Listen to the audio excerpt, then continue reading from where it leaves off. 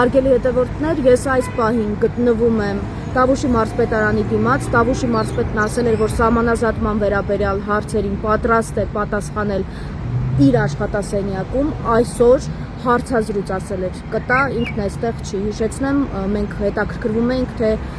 Տավուշում հաջորդը որ հատվածներն են այսպես կոչված սահմանազատվելու, որ հատվածներն են տրվելու հակառակորդին։ Ինչ վերաբերում է Կիրանցում տեղի ունեցած Գեղամ Նազարյանի հետ տեղի ունեցած միջադեպին, բայց ես չէի ասի միջադեպ, ես կասեի Գեղամ Նազարյանի հերթական հարձակմանը ինձ ուղղված եւ ոչ միայն այս անգամ ինձ, նախ միջադեպի մասին խոսելուց առաջ ուզում եմ ասել Հավերժ Փարք նրա որդու հիշատակին, հայրենիքի համար զոհված մեր բոլոր տղաների հիշատակին, բայց այնուամենայնիվ կան հայրեր,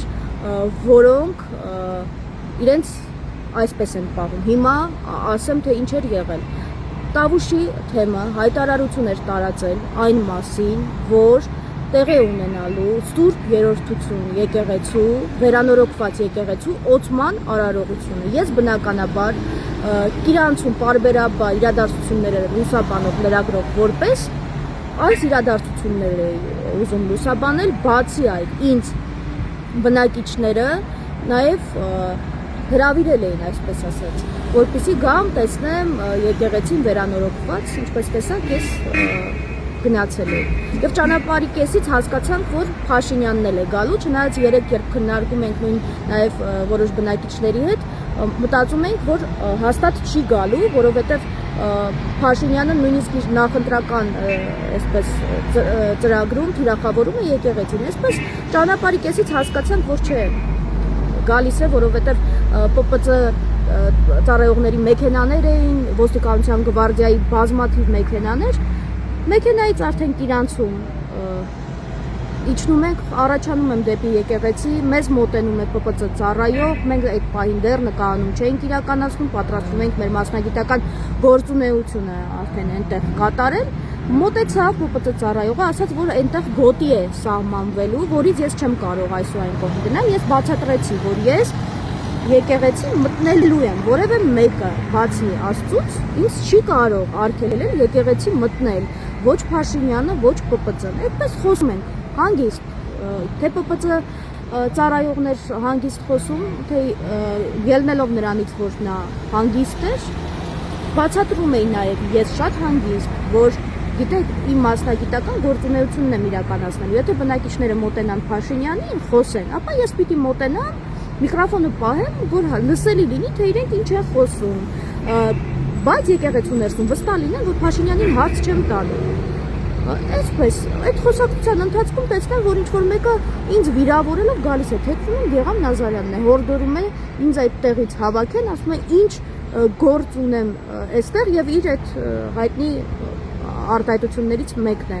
հնչեցնում։ Ես էլ արդեն այդ ժամանակահատվածում թեքվում ասում եմ, իսկ դուք ինչ իրավունքով եք եկել ձեր որդու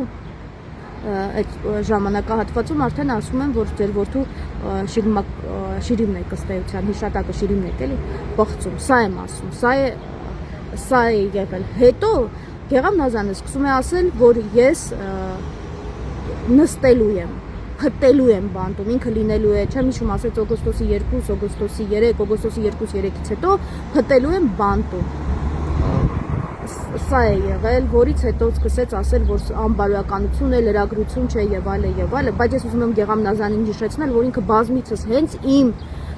տեսախցիկի առաջ լալա հառաջ տեքստերով մեղադրում էր Նիկոլ Փաշինյանին իր որդու մահվան մեջ, ասում էր, որ իր որդուն սպանողը Նիկոլ Փաշինյանն է եւ ոչ միայն իմ տեսախցիկի առաջ այդ ժամանակահատվածում Արնյուզի թերթերի եթերում, այլ նաեւ ազգային ժողովի ամբիոնից էր ասում, որ տաղավար գնում էր այդ մասին էր ասում։ Հիմա անբարոյականության մասին ով իրավունք ունի խոսել։ Եթե որևէ մեկին թվում է, թե ինքը հանրային անբարոյական վարկ դրսևորելով կարող է ինձ վիրավորանքներ հասցնել, հայախառն արտահայտություններ անել եւ ոչ միայն ինձ, այլ նաեւ այլ լրագրողների, ովքեր իրեն ասում են, թե ինչպես է խոսում, ինքը չարաչար սխալվում է։ Դուք հայոյեցիք այսօր, հայոյախառն արտահայտություններ արեցիք ինքներդ ձեր հասցեին, որտեղ հանրային առումով եւ հաշվի առնելով ձեր հայտարարությունները, հանրային անբարոյական վարք դրսևորում եք դուք, Գեղամ Նազարյան։ Էլի եմ ասում, փառք ձեր որդուն, ափսոս դուք չեք հարգում հիշատակը։